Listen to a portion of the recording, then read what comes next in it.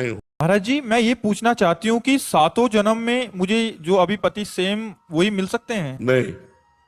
वो बहुत प्यार करते हैं महाराज हाँ जी, तो बहुत अच्छे हैं। नहीं मिल सकते। ये गारंटी से हम कह रहा हूं, ये कोई फिल्मी स्टेज थोड़ी है, ऐसा थोड़ी है। ऐसा नहीं हो सकता। हाँ, एक उपाय हो सकता है।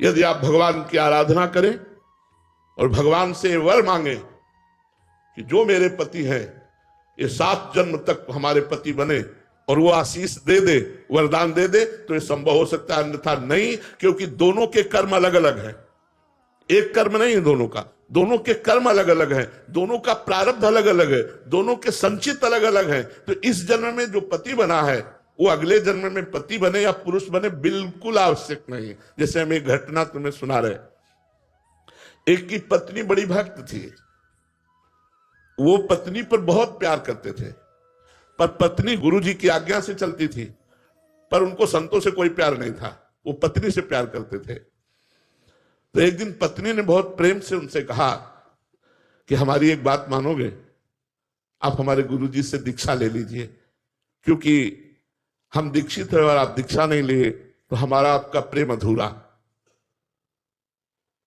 उन्होंने कहा ठीक है, बुलाओ गुरुजी को। गुरुजी को बुलाया और दीक्षा लेने के लिए गंगा स्नान करने के लिए चले, तो गांव के 2-4 लोग मिले, बोले आज ये धोती टांग के कहां जा रहे हो?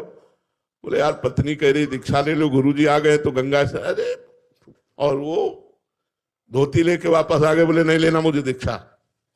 कालांतर में दोनों का शरीर छूटा, तो पति आसक्त होने के कारण उसका मोक्ष नहीं हुआ, और वो राजा की राजकुमारी के रूप में जन्मे। ये पूर्व में गीता जी के महत्व में महिमा आती थी, उसमें दृष्टांत आता था, उसका है।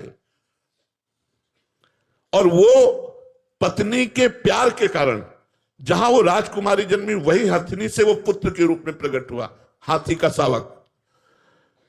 अब जब वो नव युवक अवस्था में हाथी आया और श्रृंगार करके राज सवारी निकली और राजकुमारी सिंहासन पर आरूढ़, तो जे भी उसने देखा तो पूरी स्मृति जागृत हो गई कि ये तो मेरी पत्नी थी।